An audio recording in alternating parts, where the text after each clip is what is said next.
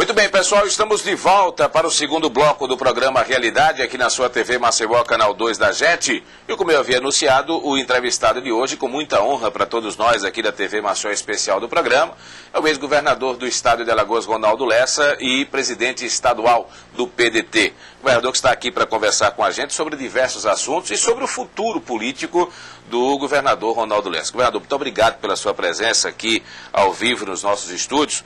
E eu acho que o assunto para a gente iniciar essa conversa, esse bate-papo, é justamente esse. Qual será o futuro de Ronaldo Lessa na política alagoana? Boa noite. Boa noite. É uma alegria primeiro retornar aqui na TV Maceió e agora na Realidade, né, esse programa que está tratando das coisas da gente dessa forma.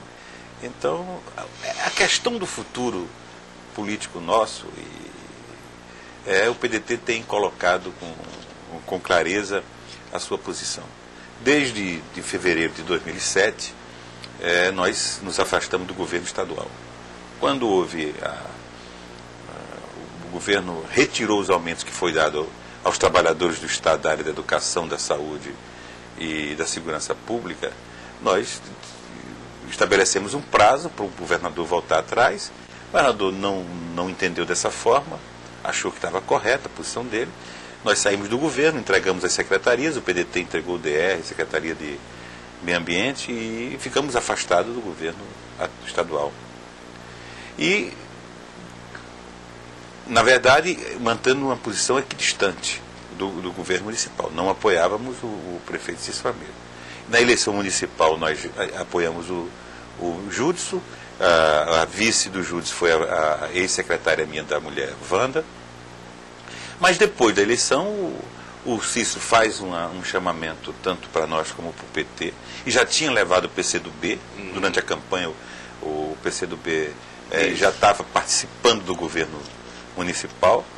O Pedro foi o primeiro, que era da nossa direção, Pedro Alves, ex-vereador, foi o primeiro a ir ocupar um cargo na secretaria do município, secretário de governo, e depois ele convida o Arnóbio para ser secretário do Trabalho, que agora responde também por outra secretaria. Então, o prefeito tem mostrado uma confiança muito grande na gente. A Secretaria de Governo, Secretaria de Abastecimento, Secretaria do Trabalho, que é Economia Solidária e Qualificação Profissional, está sendo respondida pelo PDT. Né?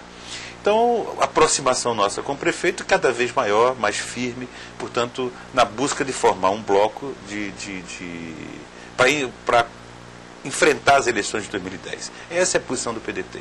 Contra o governo tucano, contra o governo do PSDB, que, ao nosso ver, não cumpriu os seus compromissos, com os quais nos fez apoiar, e ao contrário de um governo popular, um governo para o povo, um governo aberto, que o Cícero Almeida está fazendo. O PDT, portanto, se soma nesse projeto e com uma expectativa, no primeiro plano, de eu ser candidato ao Senado, porque as pesquisas me colocam bem, enfim.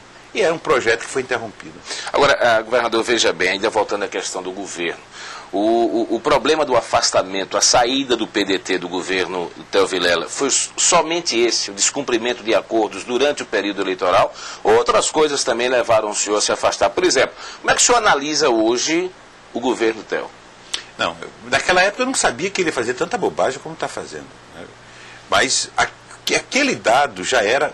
Quando ele montou o governo, já havia um nível... Quando ele formou a equipe de governo... A desconfiança já estava ali. Primeiro, ele na transição dele já não tinha nem PDT, nem PMDB.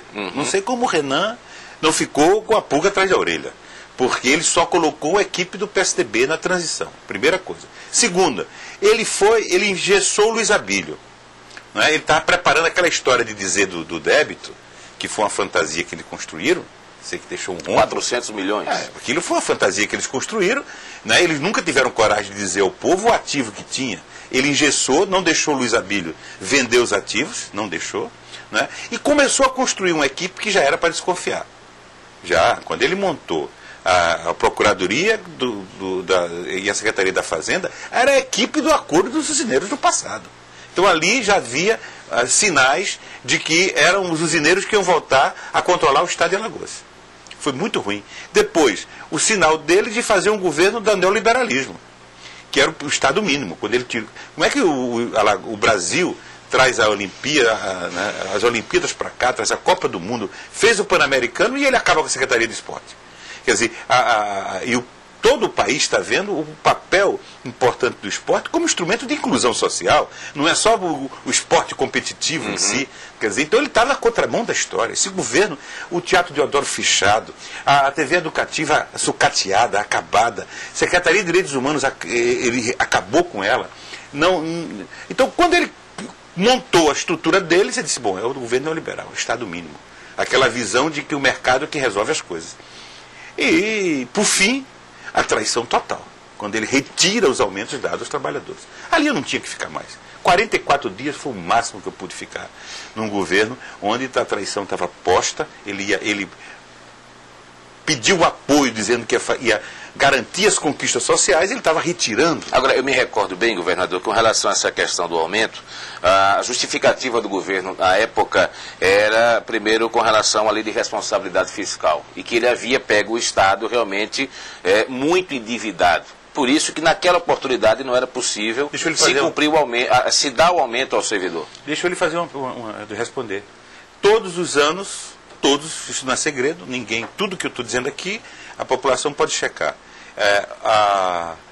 Cada Estado brasileiro faz a sua prestação de conta com o governo federal depois da lei de responsabilidade fiscal posta, principalmente quem está devendo como nós. Eu pergunto, nos 8 anos meu de governo, qual foi o ano que Alagoas ficou inadimplente ou infringiu algum artigo da lei de responsabilidade fiscal?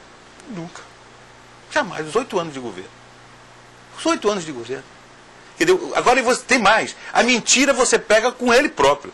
Pega o relatório do dia 1º de novembro de 2007, que não foi meu secretário que assinou, nem eu, nem o do Luiz Abílio, porque o governo foi a conclusão do governo Luiz Abílio, quem assinou foi o governo dele, prestando contas de Alagoas, do ano passado, do ano anterior, de 2006, e você vai ver, eu estou dando a data, estou dando que o diário oficial, você vai ver que o resto a pagar não é os 400 milhões, é mentira dele. Que ele tem lá os ativos, tem tudo. Quanto foi o desmonta, quanto foi o 258 milhões, está lá. Eu não. O governo Luiz Abílio. Exatamente. Entendeu? Mesmo assim não se justifica. Porque quando você pega o débito que deixou, mas os créditos que tinha, você vai verificar que o Luiz Abílio entregou um governo superavitário para ele. Quanto era o ativo? O ativo tem só depositado tinha 133 milhões, fora o que tinha a receber. O governo, ele recebeu um governo que tinha mais a receber, claro, com exceção da dívida principal, que foi a dívida contraída pelos governos deles, cujo governo que negociou, que eu digo que é uma dívida algoz, que é escochante essa dívida, que deve ser revista, e disse isso ao presidente dele, que é do partido dele, fora o Fernando Henrique naquela época, entendeu? E disse também ao presidente Lula. O presidente Lula não ficou satisfeito com o meu discurso no aeroporto, quando eu disse ao presidente que faltava ele cumprir essa meta com Alagoas e com o Brasil, mas sobretudo com Alagoas. Alagoas paga a maior participação, que é 15%. Alagoas tem o maior juro, que é 7,5%, os outros estados têm menor. E Alagoas, naquela época daquele meu discurso, que o Lula não gostou, estava pagando 22%. 22%. Então, isso é um outro quadro. Fora isso, eu não peguei empréstimo, eu só fiz pagar. Não houve um sequer item da lei de responsabilidade fiscal, em 8 anos eu tinha infringido. Quer dizer, o que construíram foi um discurso mentiroso, entendeu? Que ele construiu para tentar desfigurar um governo que equilibrou o Estado. Hoje, quando o empresário vem para aqui, é porque o Estado de Alagoas não era aquela esculhambação que existia no passado.